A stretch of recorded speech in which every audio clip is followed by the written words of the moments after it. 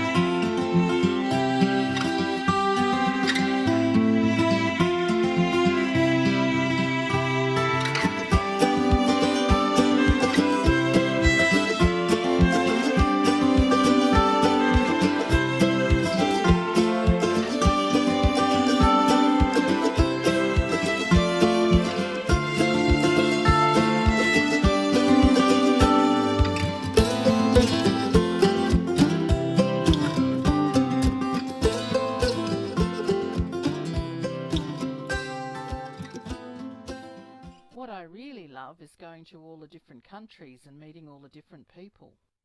I like the challenge that comes with sailing, dealing with the weather, navigation, customs and regulations of each nation that we sail to. This is where we have been on Anacham, right from the start to where we are now. We started in Croatia, sailing around the Mediterranean, then out to the Canary Islands.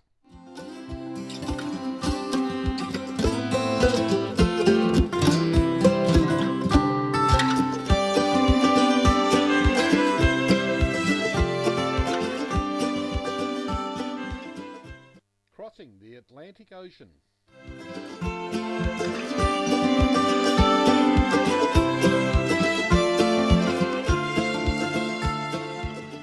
Cruising in the Caribbean, including the passage to Panama.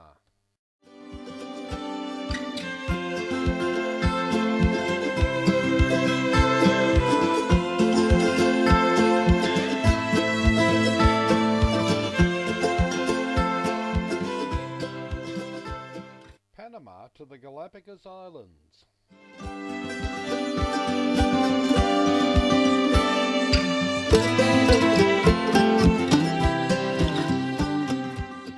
Crossing the vast expanse of the Pacific Ocean.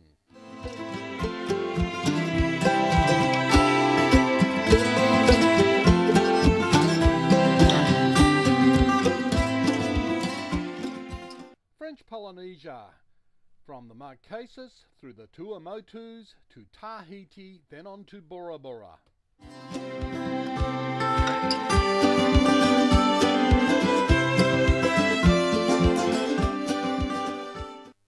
Bora Bora to Rarotonga, then on to Niue.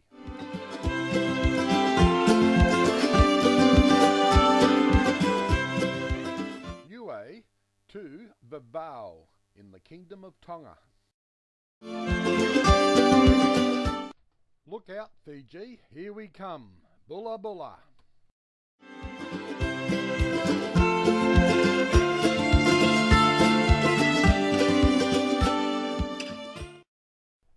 Fiji to Tanna Island, Vanuatu.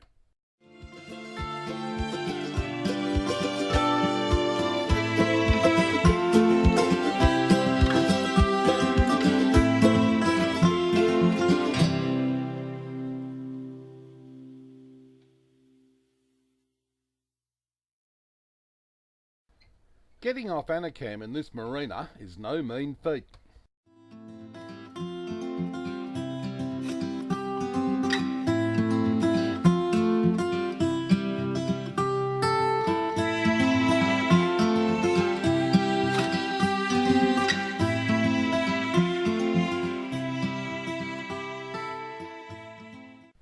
The Boat Shed Bar and Restaurant, the place we would spend a bit of time at for sundowners, lunch specials, beautiful food. And on this day we were there for customs clearance to leave Fiji.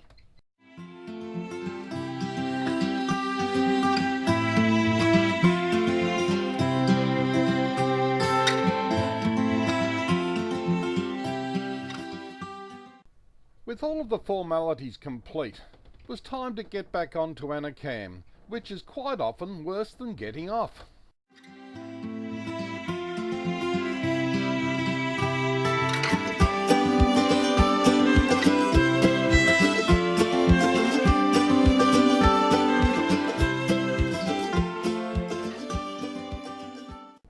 Successfully back on board, this next clip is the farewell song performed by the staff here at the Buda Marina.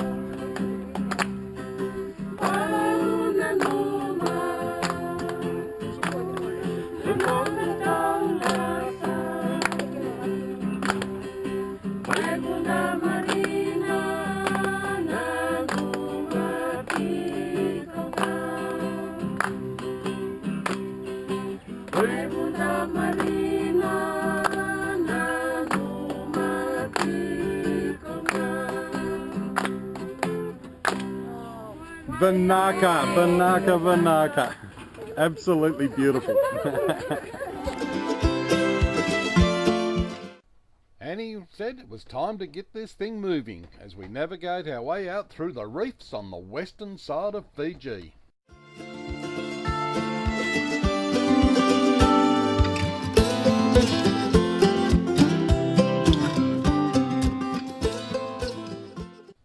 Once out in the open water, the conditions were light but steady. This enabled us to run our full genoa and full main, using our boom as our pole for the genoa. We maintained speeds averaging well over 7 knots.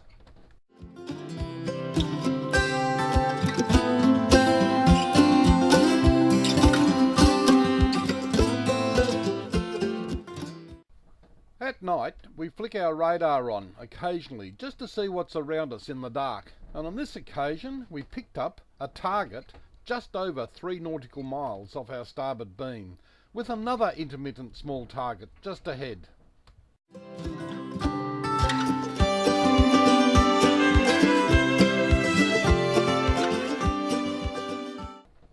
With our radar target tracking locked onto 3 individual targets, 2 at 3 nautical miles and 1 at just over 5 nautical miles off our starboard beam, we were quite surprised as these targets started to grow in size, and they turned out to be a line of squalls.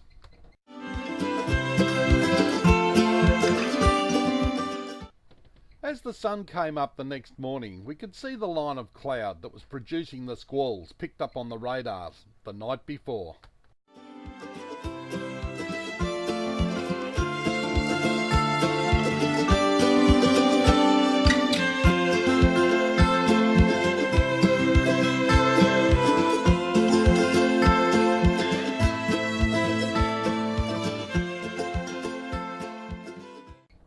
From sun up to sundown, this turned out to be another easy day of sailing, just ticking off the miles.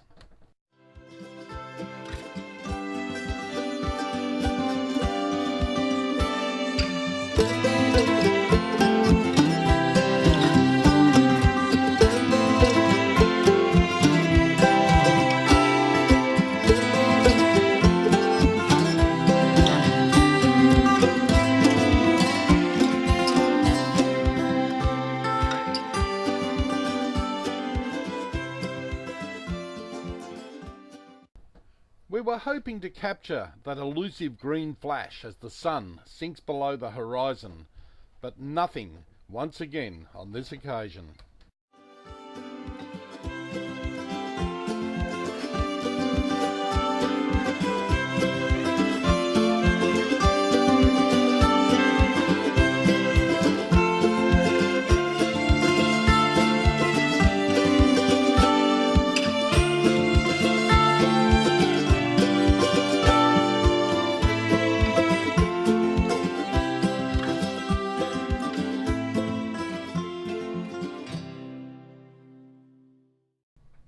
Nighttime views on our chart plotter as we sail past Futuna Island in the Vanuatu group, and the same island off our port beam as we look at it on our radar, also showing a line of squalls astern.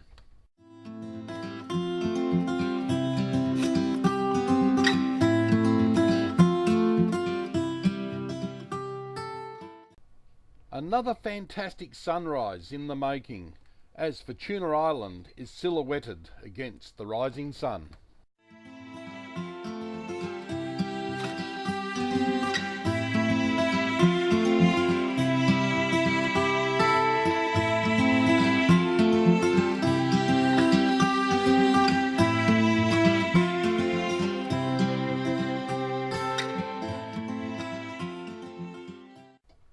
We can barely make out the island of Anatom right down the south end of the Vanuatu group, and as we cross over the cockpit and look forward, I'll make the call, land ho, for Tanna Island.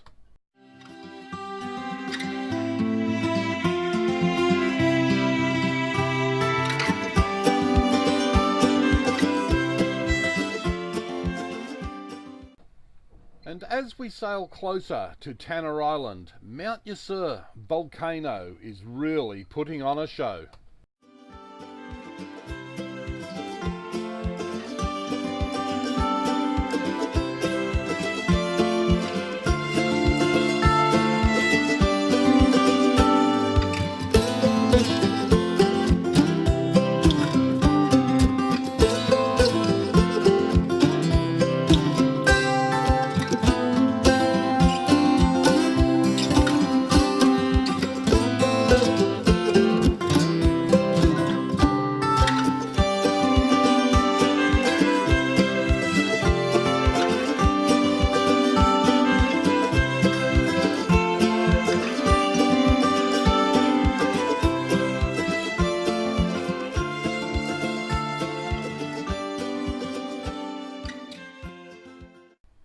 We dropped our anchor in a small bay just in front of the Lenakal village and await for the customs and the officials to clear us into the country.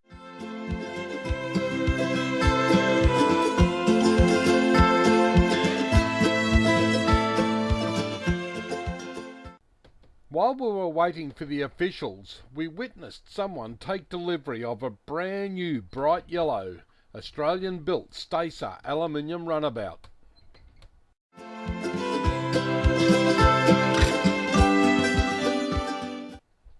Then we witnessed the two ships tied up to the dock were starting to move.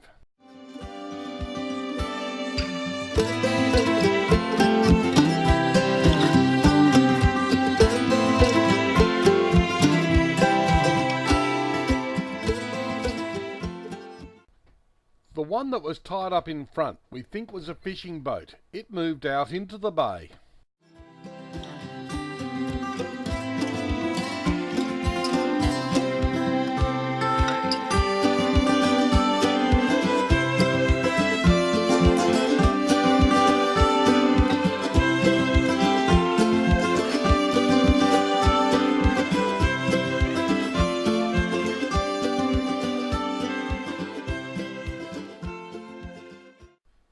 Was then the turn of the blue boat that goes by the name of One People, registered to the Port Vila here in Vanuatu. It started to move out.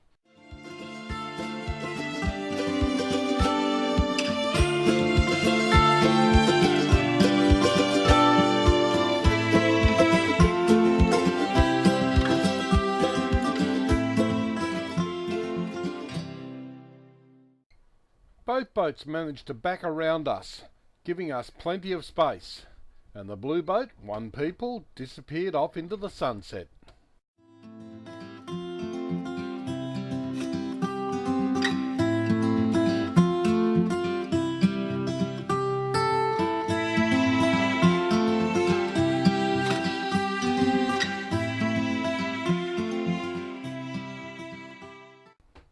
Then the boat that left first came back in and tied up to the dock.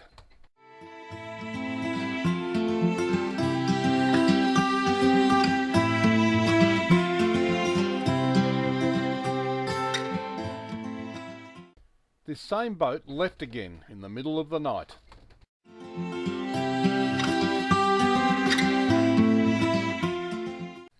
We had another Australian flagged yacht come and anchor just alongside us with 3 young gentlemen on board.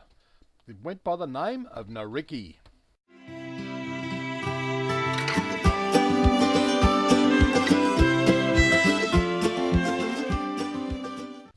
The Pacific Ocean swell started to make this bay very uncomfortable. We were just rocking and rolling all night long.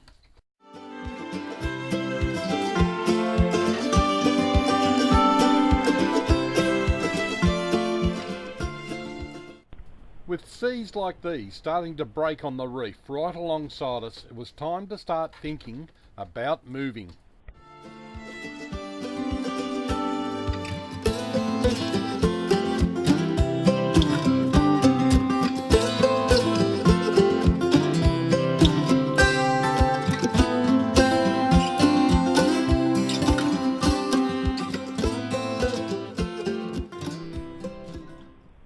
We stopped thinking about moving when this local freighter came in to the bay and asked us to lift our anchor so it could turn around at the dock. That made up our mind, we were off.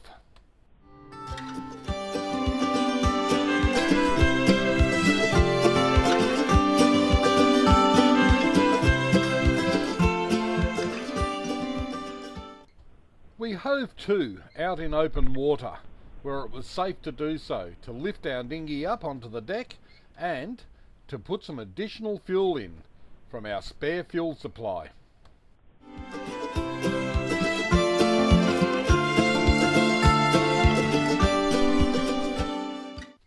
We then set our course up around the north end of the island to go around to the east side to Port Resolution, but we stopped at Waisisi Bay just to check it out. The further we sailed this day, the worse the weather got. Wetter, colder, we both thought we were in Tasmania.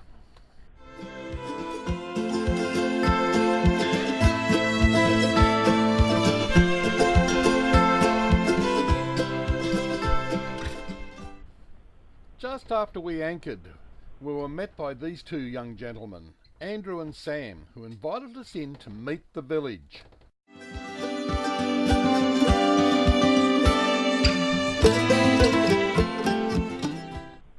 We arrived to find nearly the whole village turned out to meet us. The children were sitting on their palm frond mat, and they wanted to hear our story about where we had been and where we had sailed to get there.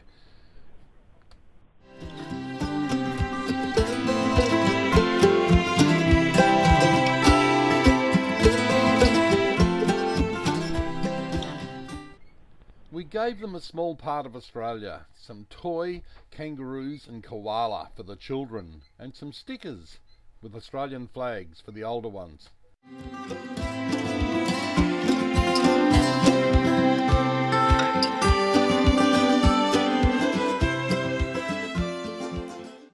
And they presented Annie with these beautiful handcrafts made by the local women.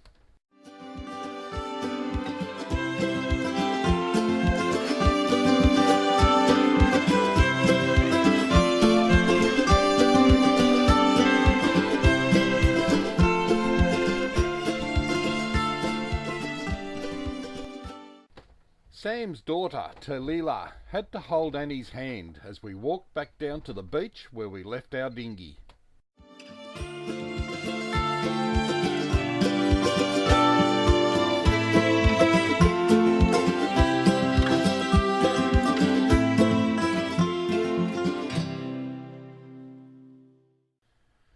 Sam pointed out all of the volcanic ash sitting around on the foliage, and he explained this volcanic ash made it very hard for them to grow vegetables or any crops to feed the village.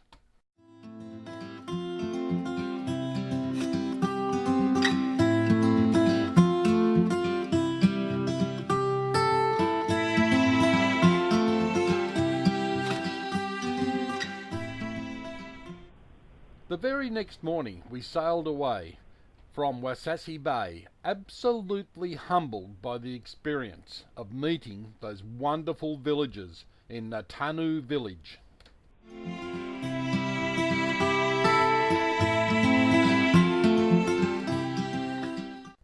As we rounded the headland, we could see why our boat was covered in this fine dark ash. Our eyes were getting full of ash. We could feel it everywhere.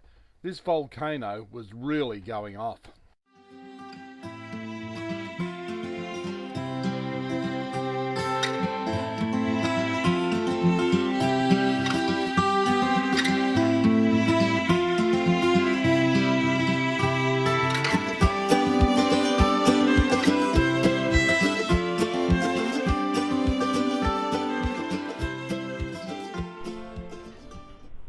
And here is just some of the ash that had been landing on us, and we'd only just cleaned this boat as we left.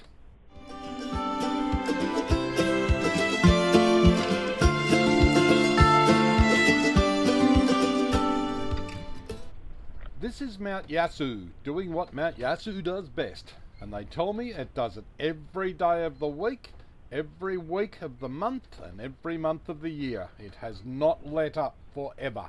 This is one mean volcano.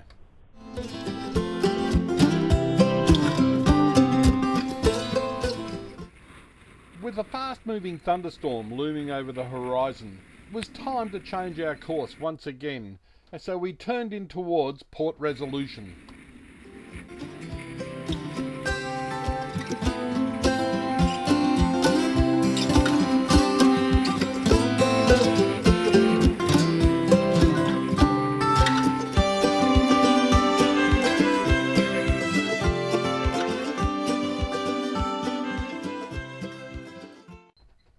Once inside the bay, we found the waters very calm. This would have to be the best anchorage on the whole of Tanna Island.